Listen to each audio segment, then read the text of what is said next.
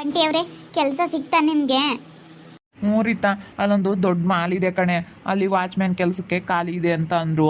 15,000 salary ಕೊಡ್ತೀವಿ ಅಂತ ಹೇಳಿದರೆ, ಅದಕ್ಕೇ ಅಲ್ಲಿಗೆ ಹೋಗೋಣ ಅಂತ ಇದ್ದೀನಿ ರೀತಾ. ಹ್ಞೂ ರೀ, 15,000 ಆದರೂ ಪರವಾಗಿಲ್ಲ, ಅಲ್ಲಿಗೆ ಹೋಗ್ಬಿಡಿ. ಸುಮ್ಮನೆ ಮನೆ ಕೂತ್ಕೊಂಡು ಟೈಮ್ ವೇಸ್ಟ್ ಮಾಡೋದಕ್ಕಿಂತ ಅಲ್ಲಿಗೆ ಹೋಗ್ಬಿಡಿ. ನನಗೂ 10,000 ಕೊಡ್ತೀವಿ ಅಂದಿದ್ದಾರೆ. ನಾನು 12,000 ಕೊಡ್ರಿ ಅಂದೆ, ಅದಕ್ಕೇ ಇಲ್ಲ 10,000 ಕೊಡ್ತೀವಿ ಅಂತ ಹೇಳಿದ್ದಾರೆ. ಸಾಕು ಬಿಡು, 10,000ನೇ ಸಿಗ್ಲೇಳು ಅಂತ ಹೇಳಿ ನೆಮ್ಮದಿಯಾಗಿ ಜೀವನ ಮಾಡೋಣ. ಹೆಂಗು ಅತ್ಲಾಗೆ ಈ ಮನೆಗೆ ನಿಮ್ದು ಹೆಂಗೆ, ಹಳೆ ಮನೆಗೆ ಹೆಂಗೋ ನಿಮ್ಮಪ್ಪ ನಿಮ್ಮಮ್ಮ ಅವರೇ ಬರೋದು ಕೇಳವ್ರೆ. ಹೆಂಗ ನಾವು ಗುಡಿಸ್ಲಾಗಿರೋದು ನೋಡೋಕ್ಕಾಗ್ದಲೇ ಅವರೇ ಹೇಳವ್ರೆ ಅಂತ ಅನ್ನಿಸ್ತಾ ಐತಿ. ಹೆಂಗತ್ಲಾಗ ಇಲ್ಲಿಗೆ ಬಂದ್ವಿ ಬಿಡತ್ಲಾಗ ಗುಡಿಸ್ಲಾಗಿರೋಕ್ಕೆ ಇವಾಗ ಅದು. ಹೆಂಗತ್ಲಾಗ ಇದನ್ನೇ ಕಿತ್ತು ಕಟ್ಕೊಂಬಕ್ಕಾಗುತ್ತ ಆಮೇಲೆ. ಅಲ್ಲ ನಿಮ್ಮ ಅತ್ತೆ ಆತನ ಆಮೇಲೆ ಹಂಗಿಂದ್ರಿ? ಇಲ್ಲ ಕಣತೆ, ಏನು ಮಾತಾಡಲ್ಲ. ನೀವು ಅಲ್ಲಿರಪ್ಪ, ಹೆಂಗನ ಮಾಡ್ಕೊಂಡಿರ್ರಿ ನಿಮ್ಮ ಪಾಡಿಗೆ ನೀವು ಅಂತ ಹೇಳ್ತ ಅಮ್ಮಯ್ಯ. ಅದಕ್ಕೆ ಅತ್ಲಾಗೆ ಇನ್ನೇನು ಅಂತ ಹೇಳಿ ಅದಕ್ಕೆ ಇಲ್ಲಿಗೆ ಬಾರಿತ ಅಂತ ಹೇಳಿ ಅದಕ್ಕೆ ಮನೆ ಅಲ್ಲಿ ಗುಡಿಸ್ಲೆಲ್ಲ ಖಾಲಿ ಮಾಡ್ಕೊಂಡು ಇಲ್ಲಿ ಕರ್ಕೊಂಬಂದೆ.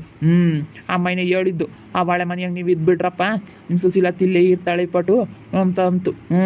ಇನ್ಮೇಲಿಂದಾನ ಇಲ್ಲೇ ಇರೋದು, ಇದನ್ನೇ ಕಿತ್ತು ಕಟ್ಕೊಂಬಕ್ಕಾಗುತ್ತೆ. ಯಾರು ಸವಸಕ್ಕೂ ಹೋಗ್ಬೇಡ್ರಿ. ನಿಮ್ಮ ಅಪ್ಪ ನಿಮ್ಮ ಅಮ್ಮನೂ ಏನೂ ಕೇಳಕ್ಕೆ ಹೋಗ್ಬೇಡ್ರಿ. ಯಾರಿಗಾದ್ರೂ ಏನಾದರೂ ಕೊಟ್ಕೊಳ್ಳಿ. ಯಪ್ಪ, ಯಾರು ಸವಸನೂ ಬೇಡ ಅಂತ ಅನ್ನಿಸ್ತೈತೆ ನನಗೆ. ನಾನು ಸುಮ್ಮನೆ ಎಲ್ಲಾರನ್ನೂ ಮಾತಾಡಿಸ್ಕೊಂಡು ಎಲ್ಲರ ಜೊತೆ ಚೆನ್ನಾಗಿರ್ಬೇಕು ಅಷ್ಟೇ. ಸುಮ್ಮನೆ ಅವ್ರ ಜೊತೆ ಜಗಳ ಮಾಡಿಕೊಂಡು ಎಲ್ಲ ಏನು ಬರೋದೇನೂ ಇಲ್ಲ. ಎಲ್ಲರ ಜೊತೆ ಚೆನ್ನಾಗಿರೋಣ ಕಣ್ರಿ. ಸುಮ್ಮನೆ ನಿಮ್ಮಪ್ಪ ನಿಮ್ಮ ಅಮ್ಮನು ಎಲ್ಲ ಯಾತು ಕೇಳೋಕ್ಕೆ ಹೋಗ್ಬೇಡ ನೀನು.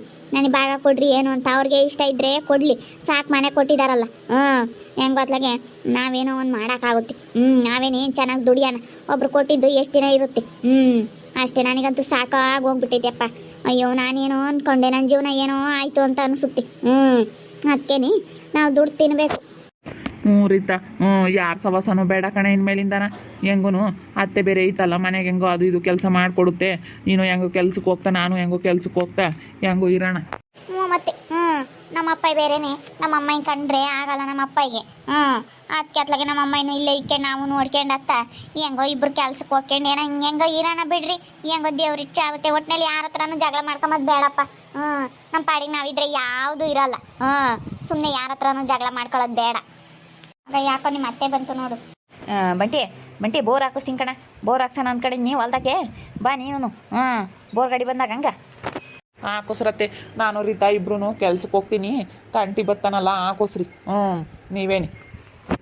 ಇಲ್ಲ ಬಾ ನೀನು ಬಾ. ನೀನು ಬಂದ್ಬಿಡು. ನೀನು ಬಾ. ನೀನೇನು ತಲೆ ಕೆಡಿಸ್ಕೊಂಬಕ್ಕೆ ಹೋಗ್ಬೇಡ. ಏನೂ ಬಾ, ಆಗೋದಾಗೈತೆ, ಏನು ಮಾಡೋಕ್ಕಾಗುತ್ತೆ. ಊರಾಗೆಲ್ಲ ಆಡ್ಕೊಂತಾರೆ ಅಂತೇನು ತಲೆ ಕೆಡಿಸ್ಕೊಂಬಕ್ಕೆ ಹೋಗ್ಬೇಡ. ಸರಿ ಕಣತ್ತೆ, ಆಯ್ತು ಬರ್ತೀನಿ ಹೇಳು. ಬೋರ್ ಹಾಕ್ಸುತ್ತಂತ ನಿಮ್ಮ ಅತ್ತೆ? ಅದೇ ಬೋರ್ ಹಾಕ್ಸುತ್ತಂತೆ. ಇವಾಗ ಅವರೆಲ್ಲ ಬಿಡ್ಲಿಲ್ವಲ್ಲ ನಮ್ಮ ಚಿಕ್ಕಪ್ಪರು 3 ಬೋರನ್ನು. ಅದಕ್ಕೇ ಇವಾಗ ಅತ್ತೆ ಹಾಕ್ಸುತ್ತೇನ ಅದಕ್ಕೆ ಹೇಳೋಕೆ ಬಂದೈತಿ. ನಮ್ಮ ಅತ್ತೆಗೆ ಇಬ್ರು ಹೋಳಿಗಳು ಅಂದರೆ ಭಾಳ ಇಷ್ಟ ಕಣ್ರೀತಾ. ಅದಕ್ಕೆ ಕರಿಯಕ್ಕೆ ಬಂದೈತಿ. ಹೆಂಗೆ ಗೊತ್ತಾಗ ನಾವು ಯಾರಿಗೂ ಹೋಗೋದು ಬೇಡಮ್ಮ. ಸ್ವಲ್ಪ ದಿನ ಸುಮ್ಮನೆ ದುಡಿಯೋಣ. ಇವಾಗ ನಮ್ಮ ಕೈಯಾಗೆ ಏನು 1 ರೂಪಾಯಿ ಕಾಸಿಲ್ಲ, ಏನಿಲ್ಲ, ಏನೂ ಇಲ್ಲ. ಇವಾಗ ಏನಾರ ಹೋದ್ರೆ ದುಡ್ಡು ಕೊಡು ಅಂಬುತ್ತೆ ಬೋರ್ ಹಾಕ್ಸೋಕ್ಕೆ. ನಾವೆಲ್ಲಿ ತಂದ್ಕೊಡೋಣ? ಎಲ್ಗೂ ಹೋಗೋದು ಬೇಡ. ಸುಮ್ಮನೆ ಬರ್ತೀವಿ ಎಂಬುದು ಸುಮ್ಮನೆ ಆಗೋದಷ್ಟೇ. ಏನು ಮಾಡೋಣ? ನಮ್ದು ಇಂಥ ಪರಿಸ್ಥಿತಿ ಅಲ್ರೀತಾ. ಏನು ಮಾಡೋದೆ? ಯಾರ ಸವಾಸಕ್ಕೂ ಹೋಗೋದು ಬೇಡ ಕಣೆ. ರೀ, ಯಾರ ಸವಾಸನೂ ಬೇಡ. ಯಪ್ಪ ಯಪ್ಪ ಯಪ್ಪ, ಯಾರ ಸವಾಸನೂ ಬೇಡಪ್ಪ. ನಮ್ಮ ಪಾಡಿಗೆ ನಾವು ಜೀವನ ಮಾಡಿದ್ರೆ ಯಾವುದೂ ಇರಲ್ಲ, ಯಾವ ತೊಂದರೆನೂ ಇರಲ್ಲ.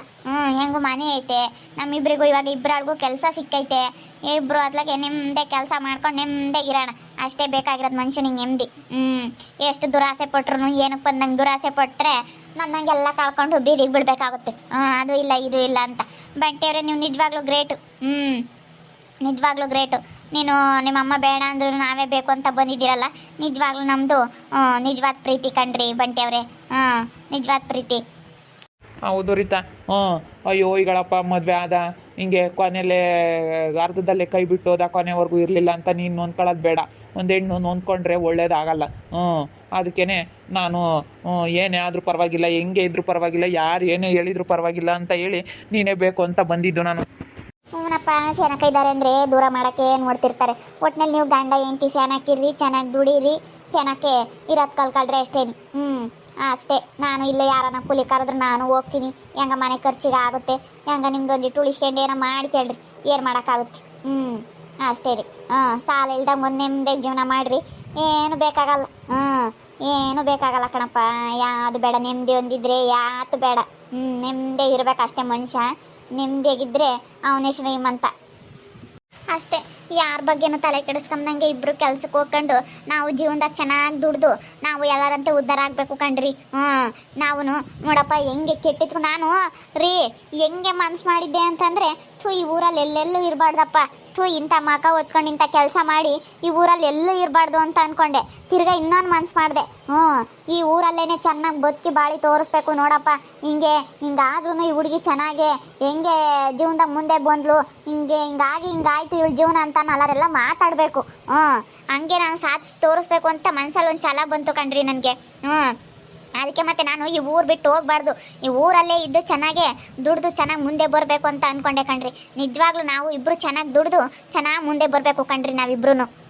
ಹೌದು ರೀತಾ.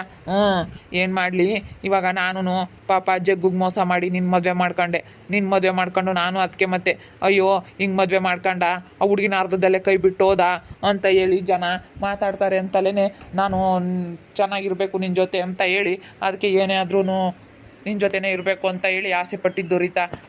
ಜನ ಏನೇ ಹೇಳಿದ್ರು ಪರವಾಗಿಲ್ಲ ಅಂತ ಹೇಳಿ ನಾನು ಅದಕ್ಕೇ ನಿನ್ನೆ ಹುಡ್ಕೊಂಡು ಬಂದಿದ್ದು. ನಾನು ಈ ಊರಲ್ಲೇ ಇರಬಾರ್ದು, ಎಲ್ಲಾದರೂ ಕಣ್ಣಿಗೆ ಕಂಡಂಗೆ ಎಲ್ಲಾದರೂ ಬೆಂಗಳೂರು ಕಡೆ ಹೊರಟೋಗೋಣ ಅಂತ ಇದ್ದೆ. ಆದರೆ ಹಂಗೋದ್ರೆ ಅಯ್ಯೋ ನೋಡಪ್ಪ ಹಿಂಗೆ ಮಾಡಿಕೊಂಡು ಊರು ಬಿಟ್ಟು ಹೋದ್ಲು ಅಂತ ಹೇಳಿ ಜನ ಸಾವಿರ ಮಾತಾಡ್ತಾರೆ. ಇಲ್ಲೇ ಇದ್ದು ಸಾಧಿಸ್ಬೇಕು ಅಂತ ಹೇಳಿ ಅದಕ್ಕೆ ನಾನು ಇಲ್ಲೇ ಉಳ್ಕೊಂಡೆ ಕಣ್ರಿ. ನಮ್ಮ ಎಲ್ಲೋದ್ರೂ ಯಾರು ಕೊಡಲ್ಲ, ಇಕ್ಕಲ್ಲ, ಯಾವುದನ್ನು ಪುಕ್ಸಟ್ಟೆ ಬರಲ್ಲ ಕಣಮ್ಮ. ದುಡಿಬೇಕು, ಚೆನ್ನಾಗಿ ದುಡ್ಡು ಇಕ್ಕಬೇಕು ಅಷ್ಟೇ. ಯಾರು ಆಗಲ್ಲ ಕಣಮ್ಮ ರೀತಾ.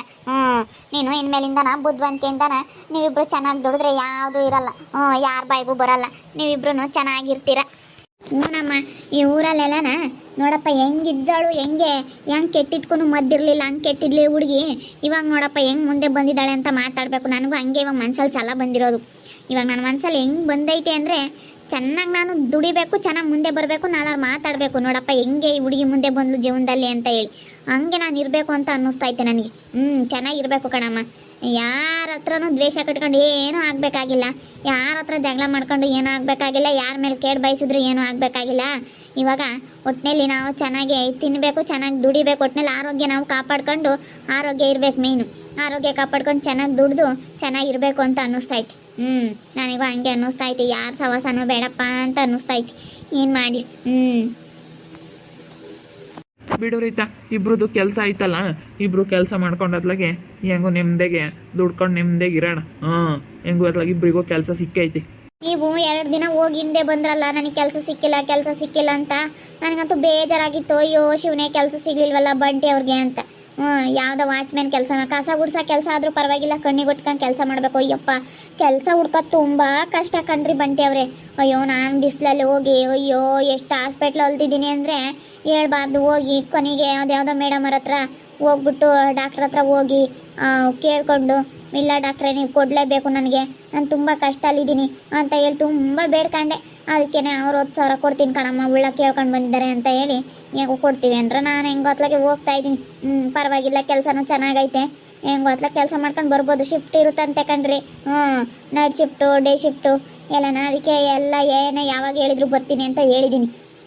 ನೋಡಿದ್ರಲ್ಲ ವೀಕ್ಷಕರೇ, ನನಗಿವಾಗ ತುಂಬ ಛಲ ಬಂದಿದೆ, ಮನಸ್ಸಲ್ಲಿ ತುಂಬ ಹಠ ಬಂದಿದೆ.